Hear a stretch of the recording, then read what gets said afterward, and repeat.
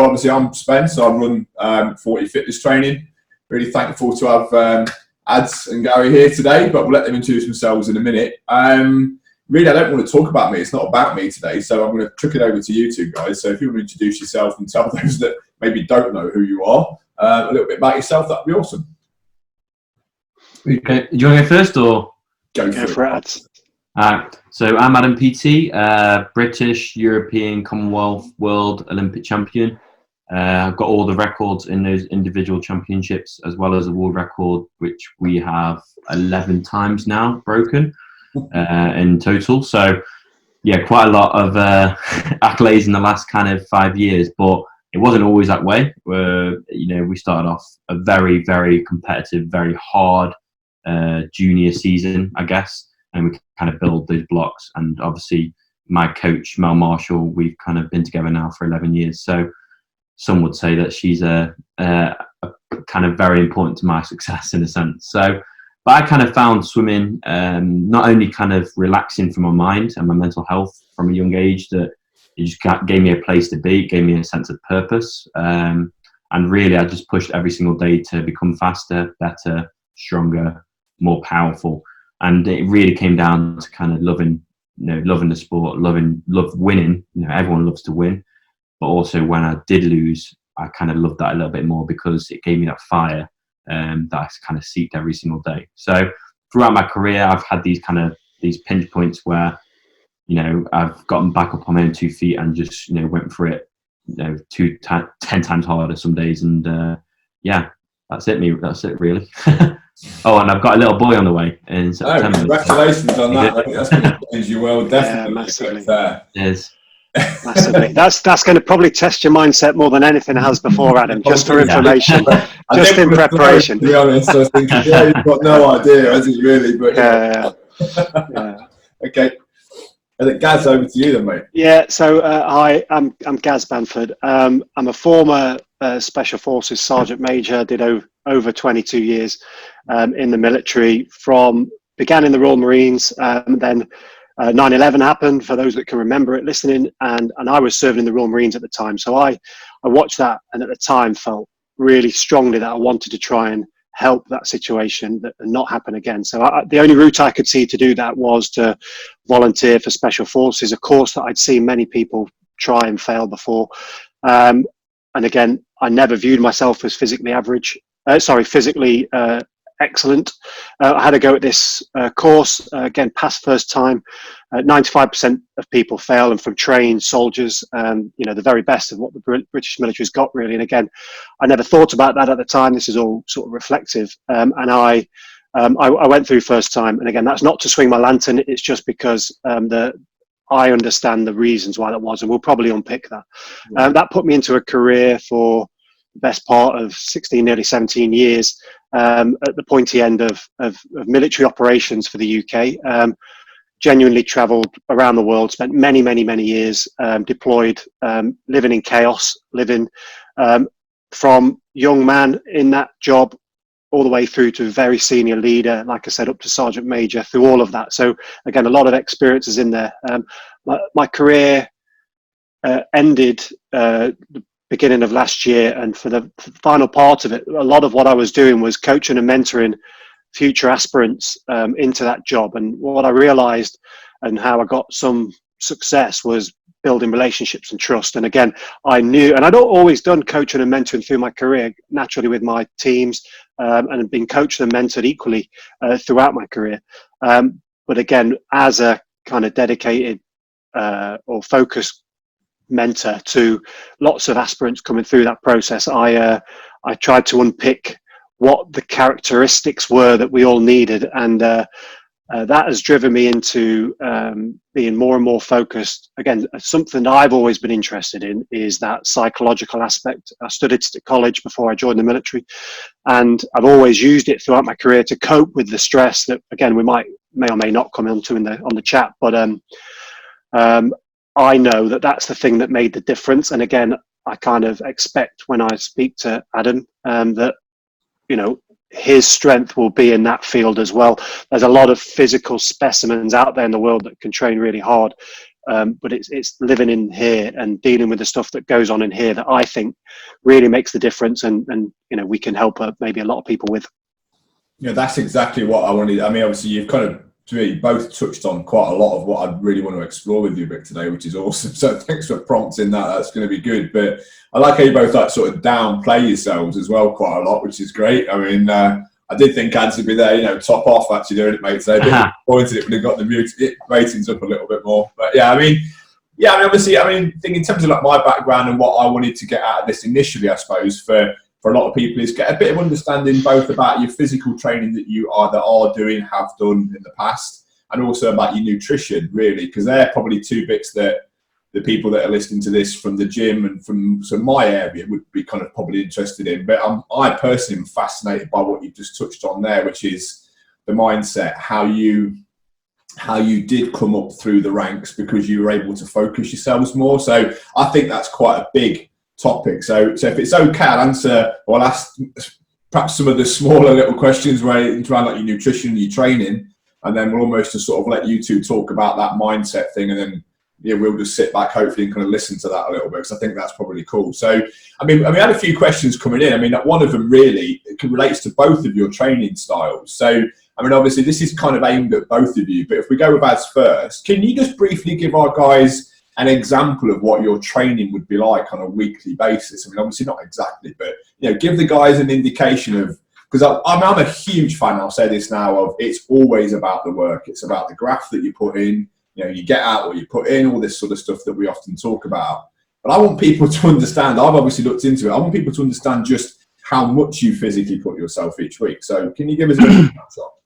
Yeah, so in a week we do 20 hours in the pool. Of that, we'll do a lot of like max heart rate stuff, a lot of threshold. But if we're not doing that, we're kind of going easy, focusing on technique. I'm a strong believer, obviously like the graph will get you the results, but it's also the finer details where you become not only a winner, but a world record holder. There is a very fine balance where you've got to have that graft, but you've also got to have that articulate balance with what you do. And then we do 10 hours in the gym as well. So you're looking at 30 hours just working out, pushing your body to the max. And then you're looking at another 5 hours, 6 hours, 7 hours, whatever it's going to be. Stretching, physio, nutrition, talks, all this kind of stuff. So I see it as like a spider web. You've got the core of the business, which, is my gym, is my swim. That's going to make me faster, stronger, more powerful. But then you've got everything around. So I've got to work with, the biomechanics, looking at where my stroke is underwater, analysing every single detail, where the water's flowing past me. My nutrition, how can I, get leaner, but also maintain my strength? How can I get more powerful? How can I sleep better after 300 milligrams of caffeine when I'm racing? So we're looking at, it's so articulate and so fine, but for me, I've never really been that kind of person where I can take all this information, and I've got a very short attention span because I'm all about the race. I'm all about, getting in their heads first and, giving it, good old kind of, just going for it really. So I let Mel kind of deal with what I need to, what I need to be doing. She filters all that information. So if she says you need to get a little bit leaner or you need to get a bit faster, I'd be like, okay, how do I get faster? Just kind of swim faster. That's it really. Keep it simple. And how do I get leaner? Just taking less calories, or do intermittent fasting, or just clean up my diet. So there's so much kind of information you've got to take in, and this is why I never really agree saying my job is 30 hours a week, 35 hours a week, because my job is 365 days a year. Like there is no rest. Even in lockdown, I've still got to look at my diet. I've still got to look at how much training I'm putting in. So yeah, it's 365 days a year, and that's why when Gary says you can put in all the training you can possibly do, and you can push yourselves, and you can have these physical specimens who can do ultra distance, or go for hours and hours and end, but they might get to the race and completely topple over. So what's the point in that if you're not looking after your mental health, if you're not looking after your performance side of things? So I believe that this is the way I see things, and not everyone agrees, but I believe that with sport, and especially athletes, if you're going to have a goal, which is the Olympic Games, and breaking a world record in that final, you've got to get everything right between now and then. Obviously, since Corona came about, I was going to compete in August and everything was lining up, or July, and everything was lining up perfectly. Now it's been shifted back a year. It's like you have to take your whole preparation and do it all again. Not to say that all that preparation for Olympics has been lost, but we're going to build off that and adapt again. So when we get to the Olympics, this time around, a lot is going to be different, and we have a boy who's going to obviously keep me awake at night, and all that preparation is just going to change. And I think obviously I'll use that as a motivation. But I'm looking forward to the challenge. I think I've always looked forward to the challenge, and again, once something hard comes in my path, I somehow find a way just to kind of keep it simple. If I need to be faster, I'll get faster in a sense. So there is a lot of training, but God, there's a lot more kind of mental resilience and focus, because with me, I've always struggled to keep my muscle mass down. I'm a super adapter, as the team call it. So if I'm doing something for 3 weeks, I'll always be so far ahead of the rest of the group. My body puts on muscle ridiculously easy, which isn't good for a swimmer, but it is also good if I am a swimmer. So it's a very fine balance, which I've got to get right. So I hate running, but I've started running now. I'm just getting ridiculously fitter and faster.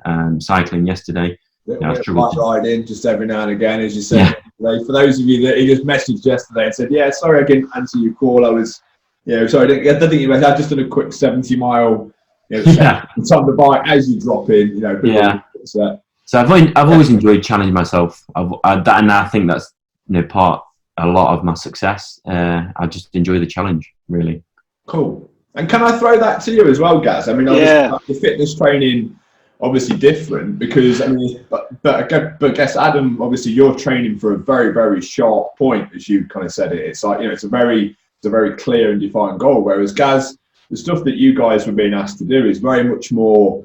You kind of had to be good at sort of a lot more, didn't you? You couldn't kind of necessarily excel at one part of fitness. You had to be strong and fit and able to carry loads, endurance. So I mean, can you give the guys a bit of an idea about how you trained? And then I don't mean what the forces got you to do, but the elements that were important to you would be really. Yeah. Don't sweat the question, seriously, Spence. So it's funny because the word special forces actually skews people's thinking. We're very generalist, like you've just explained. With the training we did was very general, and actually, I would probably this is where mine and Adam's worlds are very different, or were very different in many ways regarding the training, because I know, and again, I'm saying this from a perspective of having coached, mentored really hundreds of people through the selection process to get in. So I'm talking about pools of Royal Marines, paratroopers, the very best of the Army, etc., that got to offer, and coaching them through this probably the biggest challenge in their life at that point. So there's a very clear focus to their training for that period of time, and there's things that they need to be good at, and there's things that they don't need to be very good at. But people still love to focus on their bench press. They still love to focus on their back squat, these kind of things.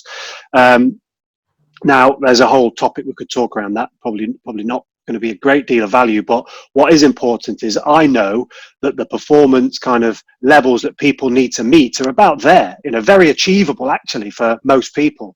And Adam touched on it. The psychological kind of levels that people need to reach are right up there. And what does that mean? Well, it's that grit and determination, because the challenge is going to come when it's absolutely throwing it down at 4 a.m, freezing rain sometimes up on the Brecon Beacons. And we're talking 3-4 weeks of this, day after day after day. The physical challenge of going out for a 70-mile bike ride, for example, is very similar. You're going out for a few hours, that's the challenge. But actually, it's the time in the gaps, the time before the truck ride to the start point, the chat that's going on. You don't know where you're going.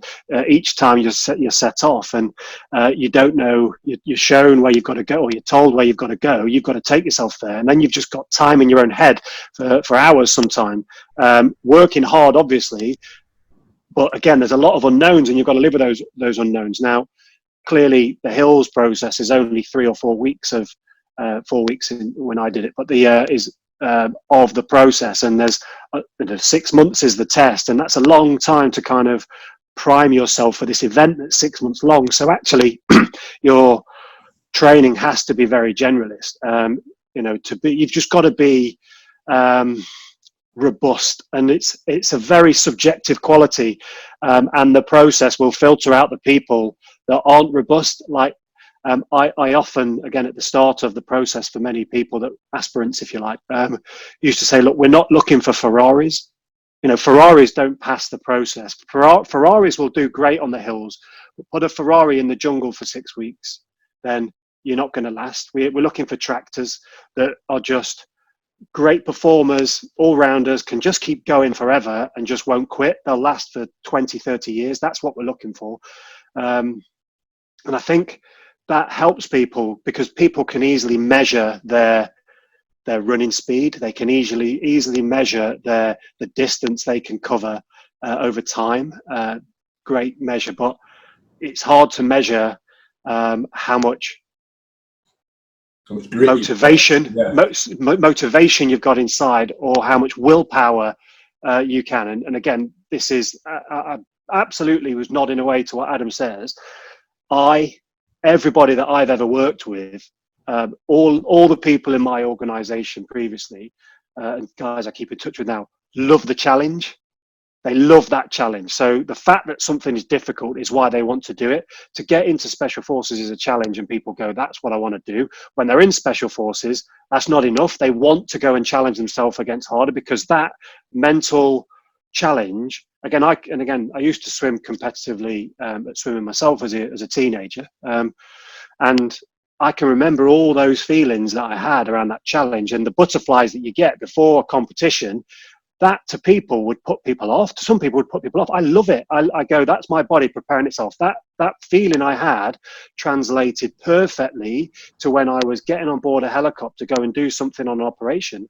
My body would have the same reaction. It's your body priming itself for a physical threat, a challenge. But it's how you take that physical response and then turn it into, this is me getting ready to do what I need to do.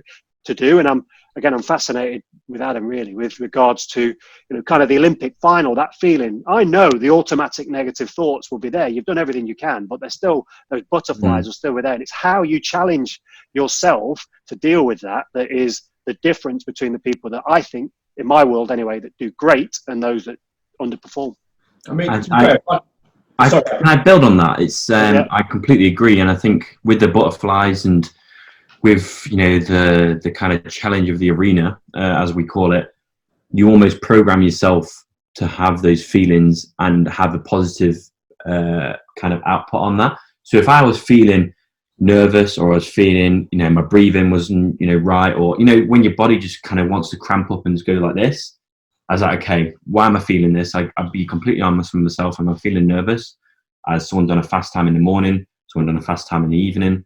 Or at the Olympic Games, billions of people are watching, and I only get this opportunity every 4 years, 5 years now, and it's kind of, but that kind of made me feel alive. I was programmed to have that feeling, but it also made me feel alive. We did a bit of work with an ex-SAS person, you probably know him, but he basically says competition is the bread of life, and for me, that just kind of stuck. And I was kind of every competition, probably over the last 3 or 4 years now, since we've been working with him, I've just gone in there completely in control of my own emotions, because I was honest with myself. If I'm trying to hide these feelings, or I'm trying to, I'm a little bit scared of, what might happen with this competition, you're just not going to be honest with yourself. And I always think that the best performances come when you've programmed that kind of correct response to the nerves or to those feelings,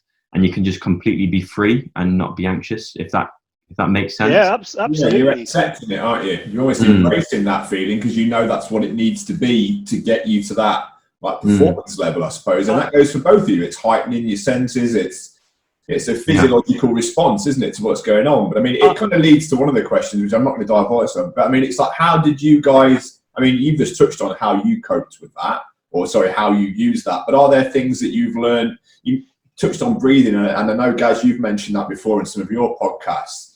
Is that something that you do, things like box breathing techniques, that kind of stuff? Does that have any help, or is it a lot more than that? Yeah, can I comment? So what I heard Adam sort of describe there was awesome self-awareness, and there's self-skills that you can have. And again, this is where good coaches help people to understand this. So again, I was very competitive as a young person, even through my whole career, viewed every challenge as exactly that. It's something, an obstacle to get some feedback on how I've done. Competition being the bread of life. The root of, I've said this before in stuff I talk about, the root of the word contest is to testify against.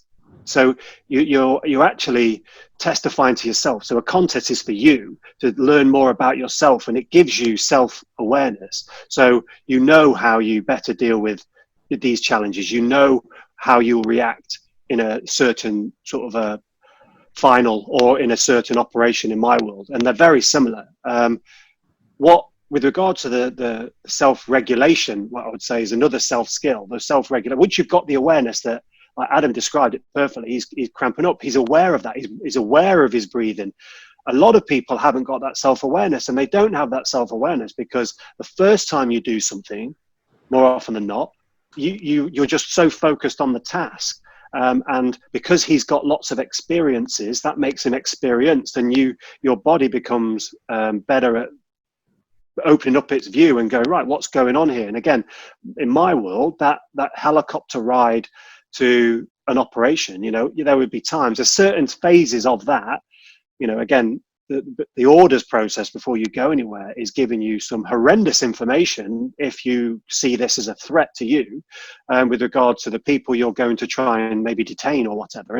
And that, if you interpret that information in a negative way, then it's understandable that you'll be very nervous before the event, because there's lots of bad things that could happen. Now, on that helicopter flight to wherever you're going, it's going to be cold, dark, windy. You're going to be in this world all by yourself for maybe 2 hours flight at least, and sometimes, and there's a lot of time to think. And again, this is where you can be in what I call in the gaps with your thinking, and that's where stresses happen. And you have to try and have the self-awareness that you're thinking negatively, for starters, that there's a lot of things that you can catastrophize about that probably aren't going to happen because you've done this 10 times before, maybe 20, 30, 100 times before, and nothing really bad has happened, but your brain will still give you the worst case scenario. So you kind of have to be aware of that is the key, and then have the self-regulation. So I would say I did do breathing strategies. I did do self skills like visualization and self-talk, but certainly when I was in the thick of my operational tempo, no one had coached me to do that. I was I had an interest in performance psychology, and I had learnt to do certain things. I'd learnt that if I'm just going to worry about what's about to happen when I run off, my performance isn't good. That happened, and I learned that from that experience, and then adjusted what I did from then on, and made improvements. Towards the end of my career, I absolutely tried to be an ambassador for coaching this into where we knew there was going to be pinch points with the stress, to where, right, we can elevate our self-awareness here. We are going to be stressed at this point.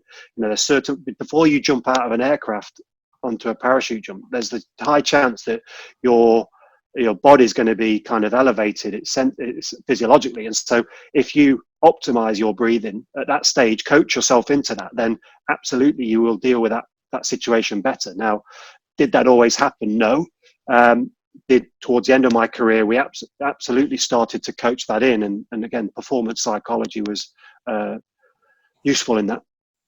I think, it's obviously a massive part for you, isn't it, Adam? I mean, that thing, that's what you were going to say. Go on. I think, I completely agree. I think 90% of my success is down to the visualization, trying to predict what's going to happen before it happens, or just getting your mind used to that arena. So before Rio, before the 2016 Olympics, we had the year before, I raced Cameron van der Burg. He's South African. and he was a previous Olympic champion, previous world champion, and we were racing in Russia. And this was my first major championships. Didn't really know that much about. I was self-aware, but I didn't have many arena skills, as they're called. Because when you're in the arena, your energy goes in all different types of directions. Oh my God, there's Michael Phelps, or oh my God, there world records popping up everywhere. I'm in Russia, like what is going on? And I'm a young lad, just experiencing all these amazing things. And we raced each other, and we got to the heats, the semis. We were touch and toe, like really, really close. I was a world record holder at this point, but I wasn't swimming, great. I was swimming good, but not great. And we got to the final, got to the 50 meters, and I was like, oh, touch. I was like, oh my God, I must be on a world record here. I'm dead far ahead. Turned my head slightly. All I could see was feet. I was like, fuck. I touched, and I was like, right, I've got some work to do here. 25 meters to go. I was like, right, if I catch this, I need to catch him now. All this training that me and Mel have pushed to the extreme limit, this is where it comes in. I can either give up or I can, push on. And I just felt my heart like working overtime, and I just went boom, boom, boom, and I touched him out by about that much. So that was a world champion. A year later, I was like, okay, this whole season, I've got all this time now to learn visualization, be completely in control of my emotions, try and predict if that happens again. What's going to happen if he's a meter ahead at the turn, or he's a meter behind at the turn? But realistically, I think I learned by the time that Olympic came around, it doesn't matter what those other people were doing, because it was uncontrollable. You can't control the uncontrollables as much as you would like to. So I was like, you know what? This doesn't even matter anymore. This is not about him. It's about me. So I'm going to give my complete, honest, 100% commitment to my training, to my visualization, to, just being in control of my mind. So realistically, that year was just all about tunnel vision, and not really caring about, who was left of me, who was right of me. And I was just I think that's when I was most free. And ever since then, my visualizations become a little bit more fine-tuned, a little bit more balanced. But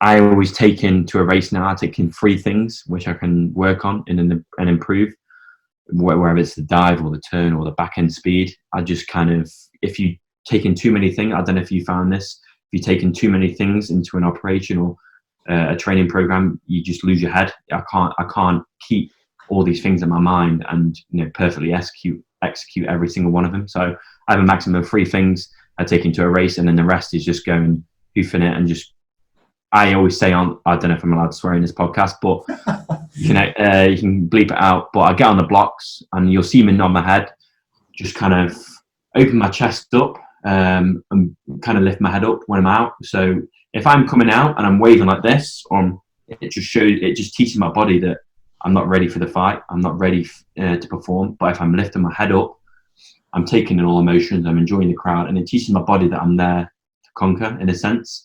So it's these little arena skills that match with my visualization, because I've already thought of these moments 1,000 times before I've even reached the Olympic Games. I'm still doing it now. So having these mental skills which you can tap into is, absolutely vital. Yeah, can I comment on that? So there's so much crossover there. It's untrue, because again, I've told a story before. I joined Special Forces. I was experienced as a Marine. I'd done 5 or 6 years. I've been really lucky in that time to go on a number of operational deployments, and they'd given me some experiences, and that's important. Arena skills, like Adam was saying. I then joined Special Forces. Went straight out to one theatre, and again spent 6 months there doing exactly what I had joined to do. It was fantastic. In centre of, we was in Iraq, at the centre of Baghdad, and I really had some amazing experiences. Nothing terrible happened, and if I'm honest, the kind of stuff we were doing was pretty comfortable. That sounds crazy, but it was pretty comfortable. We were driving everywhere we needed to go, jumping out and doing what we need to do. I started hearing about stories about Afghanistan, and I'd never been to Afghanistan at this point. This was 2003, and friends of mine were starting to get injured, in worse. A couple had been killed, and my first operational deployment out to Afghanistan. First day we landed, so we travelled for between 18 and 24 hours, I can't remember now, to actually get there. We landed by day. That night we were going out on a what we call a handover operation with the guys that we were taking over from. They naturally pushed us to the front because they'd done 6 months of this and were about to go home to see their family, right? And so I had all these fears. Just days before I got there, a great friend of mine, a guy called Mike Jones, had ran off the back of a helicopter and been shot in the head and killed instantly. Nothing he could have done. Tragic. And that was all going through my mind when we landed in theatre. And the first operation, my performance was awful. I didn't have, although I'd had lots of experiences, they were very different because of the fear narrative that was going on inside my head, the stories that I'd heard from other people about the kind of things that are going on in this scary place that I'd never been to. So you just catastrophize all these things. And when I ran off the back of a helicopter, my performance wasn't great. Now, I was lucky, nothing terrible happened, but on reflection, I got a bit of needling from a few of my great mates, which was a bit of banter, but it really struck a chord because I knew my performance wasn't great. And I just wanted to continually improve myself from that point on. By the end of that tour, I was doing great in my mind, and things had gone really good. So I think there's a lot of, I would also fast forward then 10, 15 years of my time doing these kinds of things.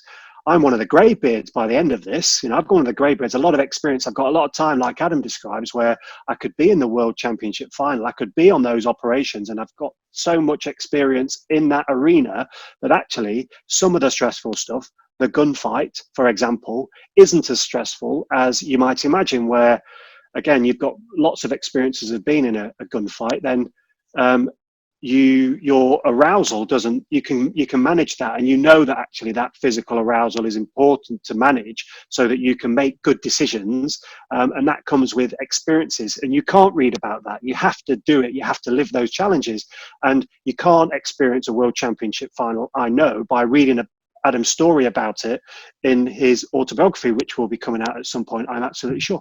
And that's important because experiences can only be get from taking yourself to this challenge and this contest, this testifying to yourself of how you perform in that arena. So, it's important that people understand that there's no shortcut to this experience. You need to live these experiences and get these experiences. And you do that by being prepared to put yourself in that arena. That's really important because we've said at the start that there's no secret sauce. I think one of the things, if I can just kind of quickly go in on that, I think that's really interesting to hear because, obviously we talk about comfort zone and growth happens outside of the comfort zone. And that's, I think that's so true. And it's so strange to hear you both say the same things. It's like you have to prepare to take those knocks. You have to be able to accept in how you're going to feel when you go into those situations. And I think that personally myself, I've not obviously had any of these experiences. The only thing I can even liken, a tiny bit to, is I did I was sort of thrown into a white collar boxing fight. I'd never really fought before as a kid. Very, very quick background without getting a little violin out. I was fat, overweight, smoked as a kid. I was the opposite to fitness, if you like. I didn't really get into it till my late 20s. I was bullied quite badly as a kid, which affected my mental health quite a lot. So for me, going in to do that charity fight was quite a big thing. And I can only describe it as just being an overwhelming amount of senses. I've done quite a lot of fitness training on bags. I've done quite a lot of sparring. But actually going from what I would say, perhaps what you would think as being your training pool stuff, and then imagine you guys, it's that, all the training at Hereford or wherever you were doing it at, or over at Poole rather, it's like you're then jumping into that first fire, aren't you? And then suddenly all those other emotions just take over. And it's only by going and doing that again, I think, that I'll be able to understand that a bit more. And I'm actually going to do it again. I'm going to put my head on, and that's it was planned for this year. I want to do it again because I was so overwhelmed by those feelings that I had no sort of experience of. That it was awful. I think it was bad. I didn't lose. Well, I technically lost, but I think I could have carried on fighting. The guy said it was a draw in his eyes, and etc. But it was one of those things that I think it really strikes me that the only way you get better is by putting yourself into those situations. I think it's also willing putting yourself in the situations, willing to fail as well, and willing to learn from those failures. I mean, it got me massively when that decision went actually against me, because I thought I was fitter. I thought I'd done a better job at the time. So when I think, as much as it was overwhelming for me, I did think I'd done enough to, to win the fight, if you like. And then, but afterwards, because of my past experience, that put me off. My instinctive reaction was to quit. Right? My instinctive thing, because of, I suppose, my experiences, I'm never doing that again. I'm not putting myself in a situation. And I think that's where you two definitely differ. I think when things knock you guys, it seems like, you see that actually as a chance to, as you've just said, it's a chance to go forward, isn't it? To move on and take it on, learn from it, go again. And Gaz, you must have been in that situation, because I imagine during selection, they must put stuff in your way that you physically can't do, or you mentally can't do. The whole purpose is to make you fail at those things, isn't it? So, or to see where you failure. They absolutely want you to see your failure. They want to give you a big enough challenge to make you think that you can't do that and to give up. Yeah, that's absolutely what they're doing. But what you're talking about there, Spencer, is something that happened for you, an event, and it didn't go the way you wanted it. Now, I've got lots of experiences like that. Again, I've spoken about this time and time again. I failed so many times growing up. Well, not failed is the wrong word. I lost so many times growing up, all the way through my teenage and beginning of all my sporting careers. Very rarely were we champions, but every single time you learn from that. And your boxing experience, my advice to people in that scenario would be, what a learning experience that is for you to go in. You didn't have the self-awareness. You didn't have the ability to self-regulate because you didn't have the arena skills. And what a learning experience for you, because I guarantee you the next time you would have done that, if it was within a short amount of time, that thing would have been better managed, and you would have been able to, as Adam describes, on the starting block, look up, take in what's going on. There's a reason why the world's best boxers can perform and dance on the way down to the ring, because they're just living a different experience than their first amateur fights. But we never get as well. Absolutely, we never get to see that that journey. You always see the end product. The world champions. Adam's like world champion, and you don't get to see the teenage years, I'm sure, where he wasn't this supreme athlete that is kind of at the very top of his game. But we go, he's genetically gifted, or he's a superhuman, he's different to me. And that's what people love to do with anybody. They put them in this bracket and go, that's different to me, because that's the easy thing to do, because they don't view the value that these years and years, decades of training day in, day out. And again, that's fascinating to me with Adam's sport. Mine's very generalist, so my career was very varied in what we could focus on. And so I'm imagining your training is varied, Adam, but how do you deal with the days and days of very similar lengths ultimately? Again, it goes back to you. It's I think on certain days we're looking for a Ferrari, but most of the days we're looking for a tractor, something reliable, consistent. I think any great performer relies heavily on consistency. There's no point going out and running, 4-minute kilometers, do you know what I mean, for 10 kilometers or whatever, if you can't do it the next day and the next day and then the next day. So there's no point me at the start of the season going full whack at training, because I know that that's just not gonna help. It's not constructive to do that, because I know I need to be full whack by the time I get to Olympic Games. So what I am planning now, and me and Mel are starting to plan, we've already pretty much periodized what the Olympics is going to be like now already. We've already shifted and adapted our training program. Depending when the lockdown eases, we can fully get back to work. But yeah, I mean, it's just day in, day out consistency. There's no special sauce, as you said. I've been doing this for 11 years, 12 years, 13 years, whatever it is. But professionally, I've been doing it for well over 6 or 7 now. So yeah, I guess most of my success is down to turning up every single day. Yeah, giving 110%, but also knowing that I've reserved this little bit of energy, this special energy that I call it, for the harder sessions or for the races, because it really is a marathon, not a sprint. You see loads of people at the start of the season going, it's going to be the best season ever, giving it full whack for 3 weeks, and then they're like, I need a beer now, or I need to calm it down, and I need a sesh. So for me, you do like going out with the lads. I love having a beer and stuff, but I know that, September is a time to build the foundation for the house to be built. And for me, building those foundations are probably more important than the actual, January, February, March, which is when we do most of our work, and building the technique so that we can, push it even further and faster. So, yeah, I guess I always call it kind of rhythm under pressure. And once you can always tell you're in rhythm because the harder sessions become a little bit easier mentally. The first hard session of the season is always a little bit nervous, but I love that because I'm like, I'm not used to this. I wonder how this session's going to go. But as I'm getting older and a little bit more wiser, it doesn't really matter as long as you give it 110%. I know it sounds cliche that you don't lose if you give 110%, but in a sense, I've got a lot kind of relying on me, especially when you've got kids, being born and stuff like that, and you've got people in the house relying on you, and you've got your family.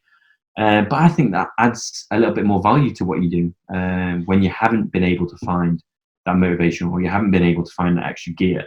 You'll be able to find it now if you use it correctly. I think it's going to be the most powerful thing that I've ever experienced. So again, I'm just looking forward to the consistency and waking up every day that I've got a higher sense of purpose now, and hopefully that equals a higher performance. Consistency is key, isn't it, though, Gaz? I imagine you're going to jump in and say the same thing, but I mean, it's one of the reasons I was smiling as you were saying that about, people start things at 100 miles an hour, and that's our industry all over as fitness and diet. I mean, really, you think I spend most of my time speaking with clients one-on-one in groups about how to get fitter, how to start that process. And as much as I love the industry for what it can do to people, I hate it because it's just built itself around this quick fix. Like 3 weeks to a six-pack, all this sort of nonsense.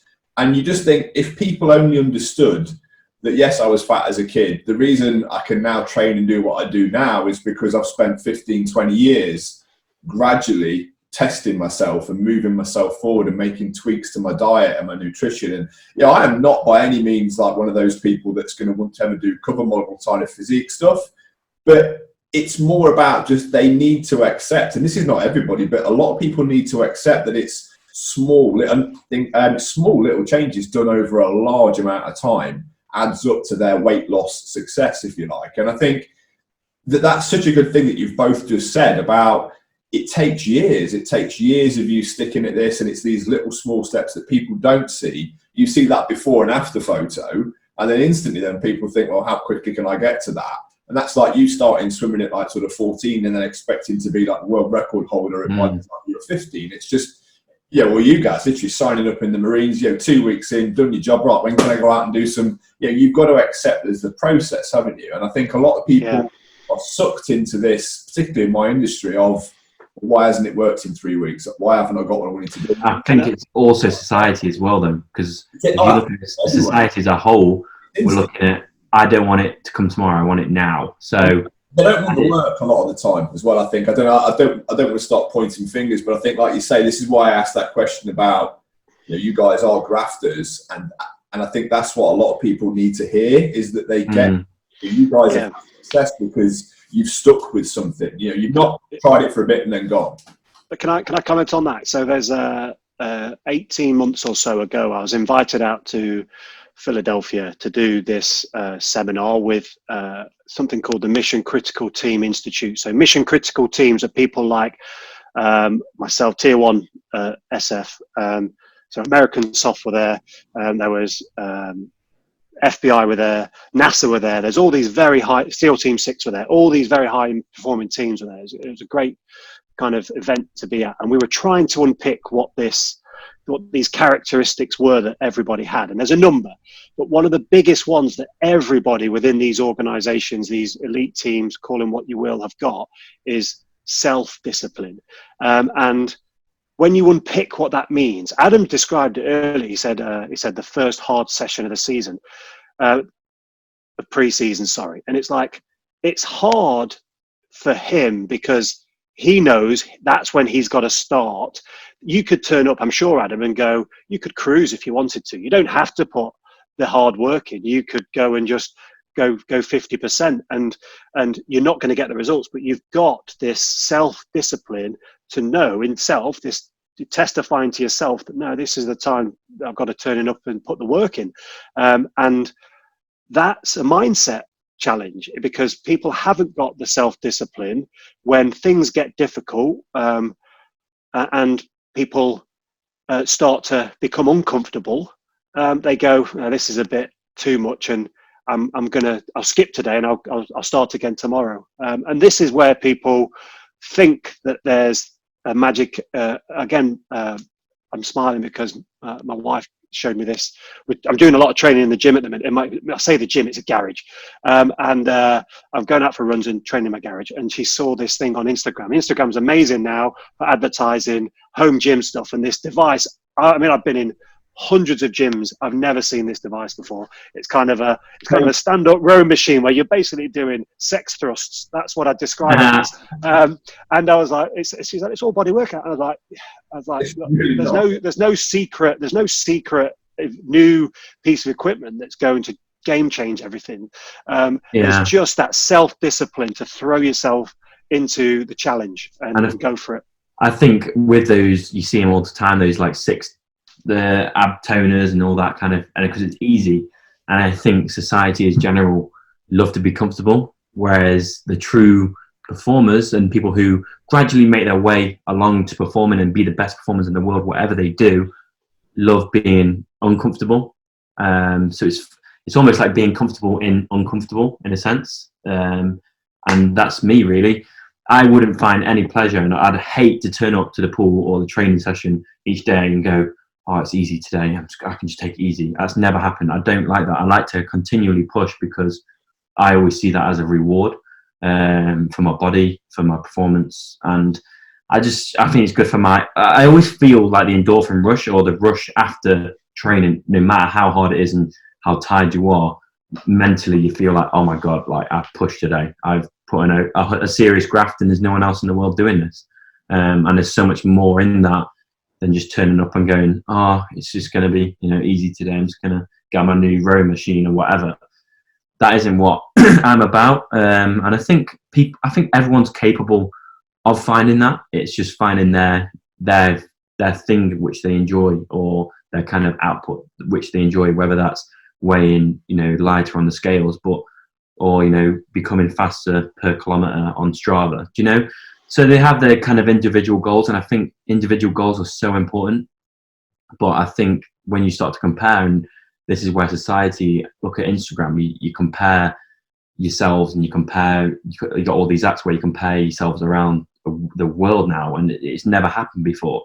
So this kind of overwhelming pressure that you feel to be better and look better is just, some people just can't make that step or make that leap. It keeps them in the box, doesn't it? It almost stops them coming out of the box. Exactly. Where it's meant to help you, it's more of a limiting factor. And again, when you say, people are looking at instant results, if you look at Amazon Prime now, you can get deliveries the same day, because that it's there. People want it. People want things now.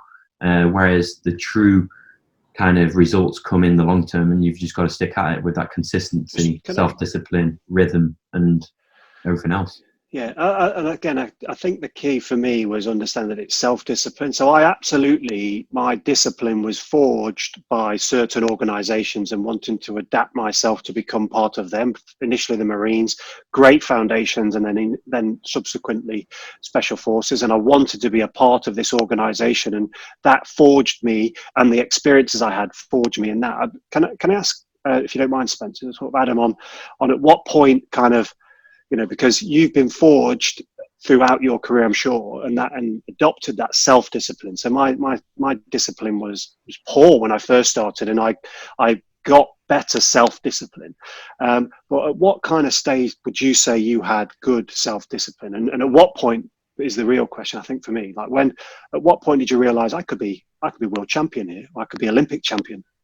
I think the self-discipline really, really started when I honestly had the correct leader, and Mel was that leader. She was a no bullshit coach. She's a no bullshit person. So, and she'll say exactly how it is. So she on a personality wise, especially when we started, we were very, very similar. We got the graft done. And I think as soon as I started to see results, I became even more self-disciplined. At the start, yeah, I was adolescent. I was one of those kids who would, chat back and, just say, how kids are. But then as I kind of got older, and around 16, 17, I was like, okay, you got this opportunity here. It's going to be a huge gamble, but you got this opportunity here to either follow education or give it 110% into your sport. And I chose sport just because education for me just didn't work. I believe there's very, very different types of intelligence. You got IQ, EQ, and the rest. I was very emotionally intelligent. I was self-aware that I could be better than the world. I could almost manipulate myself to become this person. And then I got to the Commonwealth Games, beat the world and the Olympic champion when I was 18 years old. Because I just went into that meet. I was like, you know what? I've got nothing to lose. He's got everything to lose, and I think he was self-aware of that. And I think that got under his skin, or he wasn't prepared as much as he should be. We're good, really good friends now. But when you're in the arena, it's anyone's. You would kill for that title in a sense, and we were both very similar like that. But after that, you could shake hands and have a beer. So I became kind of self-aware that I could be successful. I'd say 2014 when I was around 18, 19 years old, and that self-discipline had been building for about 4 years prior to that.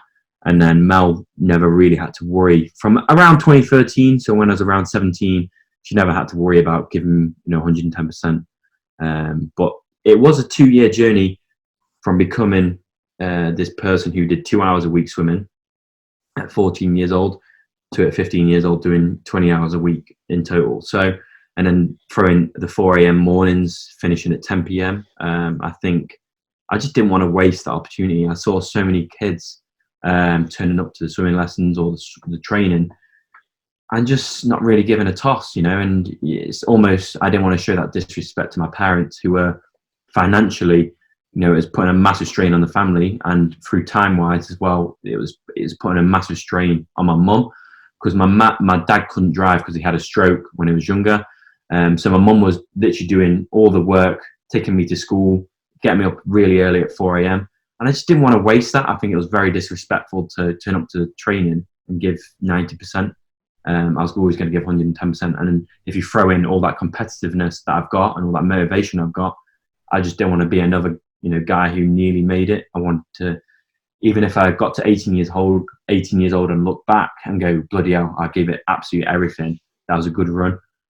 Then I can join the army or something like that I would have done that. But I'm still on that ride now, and I've become a little bit more wise, a little bit more self-aware than I was. But yeah, now I don't know. I think I've just got to that point now where I'm 25-year-old, and I don't really know how I've got here. I've just took each day as it's come, in a sense. And I'm not sure if you like that. I think time just goes faster each year for me. But I'm getting more self-disciplined. But I think I know now where to put my energy and when to put it. It's a finite resource, and like your body needs to recover, your mind also needs to recover. So I'm using this lockdown to kind of recover my mind and completely go full at it for 12 months after this, and give that best possible human performance I can at the Olympics. That's great. I mean, like, you talk about discipline. I love to hear that, because obviously people talk about motivation in the fitness industry. Or I'm not motivated to train. I'm not motivated. I mean, I cannot imagine what you two must have. I think if you two just relied on motivation to have got you to the point where you needed to get to, it wouldn't have happened, would it? You didn't wake up at 4 a.m. every morning, super pumped, excited when you opened your eyes. I imagine you looked forward to it, but there must have been some days where it was a bit. I look forward to it. yeah. I mean, but then for you guys, I mean, it makes me laugh how you kind of said 3 or 4 weeks on the Hill program. That's all it was, but.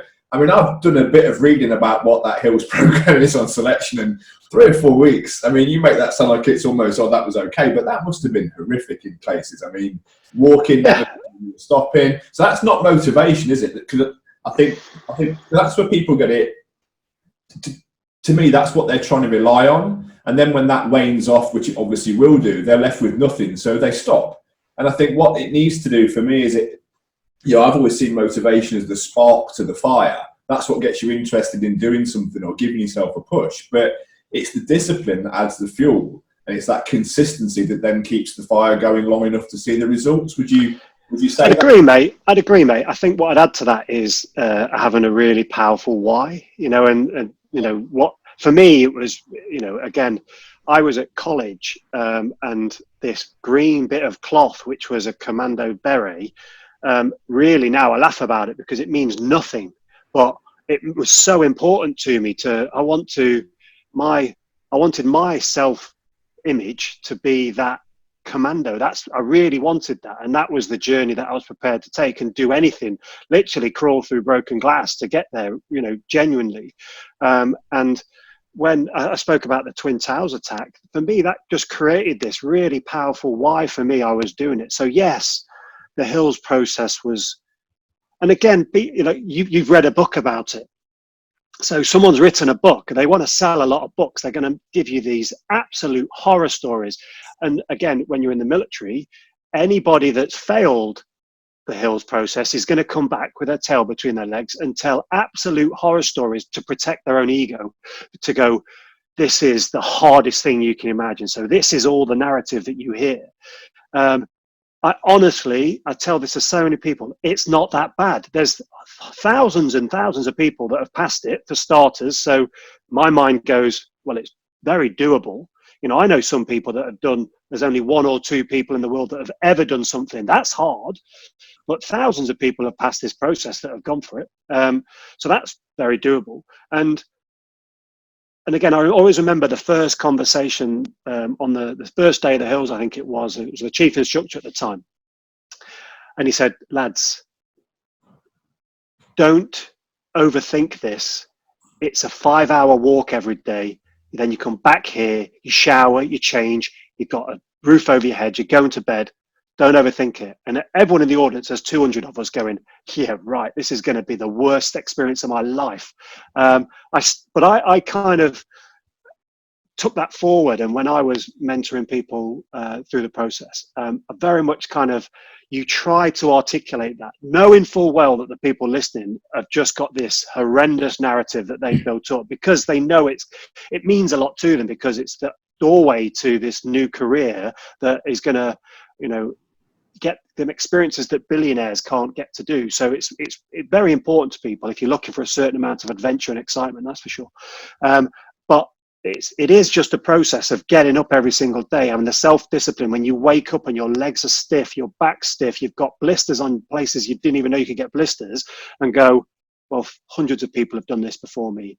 I'm just not going to give up today. And it is just a case of, I always say to people, any conditions when you're going out for a run or going out for a hike, any conditions, you could be in Norway, you could be in the desert, 10 minutes into it, you're not too bothered. It's horrendous starting, but 10 minutes in, it's not too bad. It's never as bad. You suffer way more in your imagination than you do in reality. And you can stick a jacket on, you can get warmer, you can have a flask of tea, whatever it is. And it was hard. It was a great challenge. And there's lots of people that fail it, but I know a lot of people fail it up there because physically it's not as challenging as people make out. And I'm happy to kind of debate that with anybody. That's a great answer. I mean, obviously, I'm kind of conscious we've been going for a while now, but I find this stuff fascinating. I'm sure we could talk about it all day. But is there anything else that you kind of wanted to go through? We've kind of really gone through quite a lot of it, that I've got written down notes-wise. I think really takeaway stuff like for people, I think really is just about this work ethic, dedication, consistency. I think really this is what we're trying to kind of get our guys that are in the gym to kind of really get in their heads, that you can achieve whatever, well, not whatever you want, but you can certainly achieve a lot higher than what you think you can achieve. And I mean, if you can just give us a couple of takeaway, really like little things about how you guys actually stay. I know you've already talked about it a lot, but I mean, is there anything else that you can elaborate on for that? How to stay disciplined, how to stay motivated? I think, as you say, motivation will always fade away unless you replace that motivation with a higher purpose that it doesn't fade away. But I think it's also, for, let's say, the average Joe who, has a job and has a family to look after, and fitness is their, I don't know, like just their kind of happy place and their go-to places. To keep turning up, I'd say having someone that relies on them to turn up, in a sense. I think that's why gym partners are so important. Because I think one of my main thing, I said from it's my job, but growing up through the sport where I didn't get paid for what I do, I would hate to, let Mel down or let anyone that was relying on me down, because it's just not how I work. I love to obviously please people and have just be a nice person, and just show up on time every time. And if the sessions were there, I'd always take them because of the opportunity. Because you never know when it's going to end. You could walk out on the road now, get run over, and you'd never be able to walk again. And you never know when it's freedom or this kind of moment in your life that you possibly could take for granted. You never know when it's going to end. So always kind of have a nice perspective on life and how it could be. And I think that's a very powerful thing that Mel has always given me. We've been out to Africa a few times, done 500-kilometer bike rides in the 42-degree heat. But between that, we've done some of the village we've been to. They've got absolutely nothing, and that gave me a perspective from a young age that a lot of people have it a lot worse. And that's not to say, everyone in England has it okay. It's completely not true. But in perspective-wise, we're all right. We can survive, and a lot of us, have roof over our heads. We don't have a disease or a virus that's going to kill us in X amount of years because we can't afford the medication. We don't have to worry about malaria nets. So stuff like this, where Mel has almost sculptured this mindset of gratitude and perspective, I'll always be eternally grateful for. And I think for, again, people in your gym, just enjoy it. It's fitness at the end of the day. It's, you get to meet new people, be part of something. That camaraderie, I believe exists in in any sport if you build that right foundation and that right group of people. And eventually they don't want to let each other down. They always want to show up and give their absolute best. So I think that's my 2 cents, really. Cool. You guys? Again, so I'm hearing a lot of accountability there, and I think that's really important. People, I think today, often lack accountability to somebody or something, and I think when you can align what you're trying to achieve, like Adam's described, to a greater purpose, then it's powerful stuff. I think if people can understand that just to get shredded for one holiday, people want to get holiday fit, don't they? They want to get holiday Instagram, fit, and worse. yeah, Instagram, exactly. And I think if people can kind of go, that's short-sighted. We're here for longevity, really, and what's this going to make me, and how am I going to think about myself and think better of myself?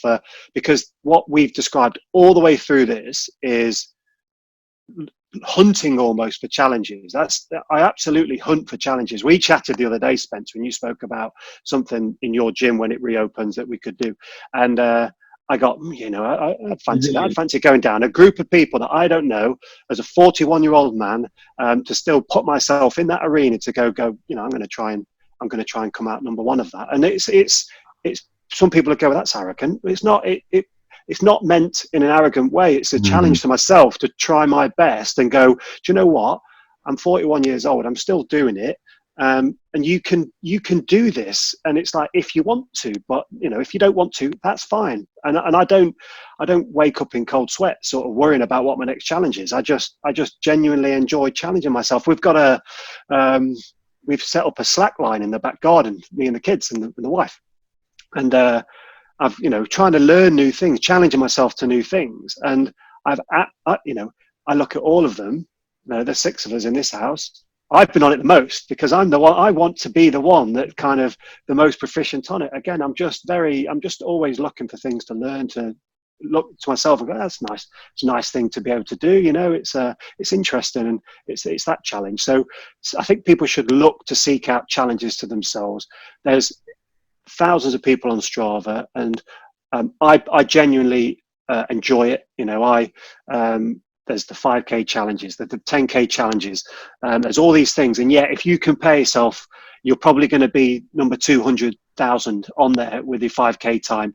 Look beyond that. Look where you were. Testify to yourself where you were last month and try and get your own progress. And so there is issues around you comparing yourself to hundreds of thousands, millions of other people, of course. But take some perspective from that and go, and this isn't about how you compare to everybody else. So you don't want to be comparing yourself in a swimming pool to Adam Peaty. I'm telling you that now. But how you can, but how you compare to what you did last month or the month before or 12 months ago, 2 years ago. There's one of your guys in your gym, Spencer, I forget how much now, something like 4 stone, 5 stone. You know, he's got that context to what he's lost over a period of 18 months, 2 years. And that's amazing, you know, so that's a testifying to himself with that. So I think people need to find out that and doing it for them rather than, chucking it on social media for likes or whatever. I think that's not as helpful as people think it is. It's actually probably damaging. That's awesome, guys. I mean, I really, really appreciate you taking the time as well. I mean, like I say, we could talk about mindset and stuff all day, but I mean, I think our listeners, my 4 listeners, I know you often joke about that, guys, but I actually have only got about 4 or 5 listeners on mine, so I'm sure they'll be switched off by this point. But no, yeah, I just think that's really, really helpful. I mean, I'm kind of hoping people have kind of seen that similarity between you two in terms of that elite but very different situations. But actually, when you boil it down, there are some very, very similar kind of attributes that you've both have still got, you know. And I think that hopefully our guys can take away something from that. So I'd just like to say a massive thank you very much for taking the time to have a chat with us today. Cheers. It's been good. No, I enjoy it. I could talk about this all day. I genuinely could. All right, 2 seconds. Well, that's great. Thank you very much.